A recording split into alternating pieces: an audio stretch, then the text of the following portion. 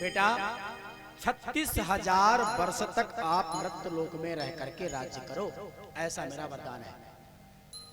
36,000 वर्ष तक। और आज तक के इतिहास में जो भी मृत्यु लोक में आया है वो बिना मरे यहां से नहीं गया। लेकिन एक लौता मेरा भगत ध्रुव ऐसा होगा जिसको मैं वरदान दे रहा हूं, बेटा ध्रुव, कि तुम्हारी मौत नहीं होगी, तुम नहीं मरोगे। 36,000 वर्ष तक इस मृत्यु लोक में राजपाट सुख भोगने के बाद मृत्यु पर विजय प्राप्त करके, मृत्यु के ऊपर अपना पैर रख करके और हमारे विमान पर बैठ करके अपने लोक में तुम चले आओगे। भगवान ने ध्रुव से कहा, ध्रुव, जो नवग्रह मंडल है, सूर्य चंद्र मंगल बुध गुरु शुक्र शनि राहु और केतु, ये नवग्रह मंडल के ऊपर तुम्हारा लोक है। उस लोक का नाम है ध्रुव लोक। देखते हैं ना, ध्रुव तारा चमकता रहता है, सबसे बड़ा तारा, क्या नाम है उसका? ध्रुव तारा।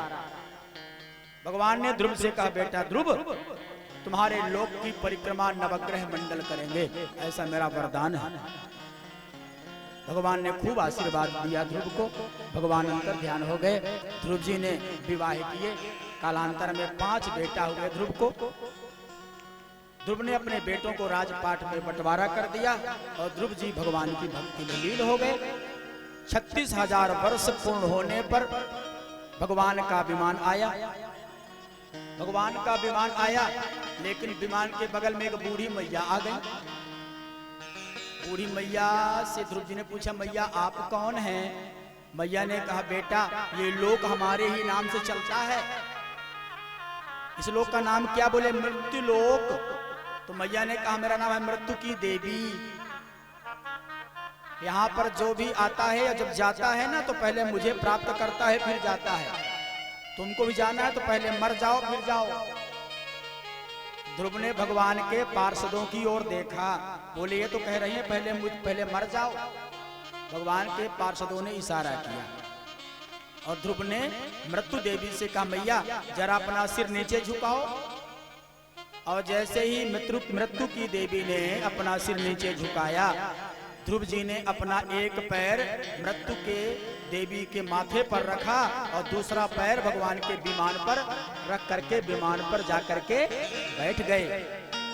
जाते जाते ध्रुव ने भगवान के पार्षदों से कहा कि मेरी माता को भी साथ में लेकर के चलें। और ध्रुव जी के साथ में ध्रुव की माता सुनीति। अभी हम कथा सुन रहे थे कि पुत्रवती जुवती जग सोई, रघुपति भगत जास सुत होई। जिस माँ के कोख से भगवान के चरणों का अनुरागी बिटवा चाहे बिटिया जन्म लेती है, उस माता का और उस पिता का भी कल्याण। ध्रुव जी तो भगवान के धाम गए, साथ में अपनी माता को भी लेकर के चले गए। बोलो वृंदावन बिहारी लाल की जय हो। अब आज की कथा यहीं पर विराम ग्रहण करेगी।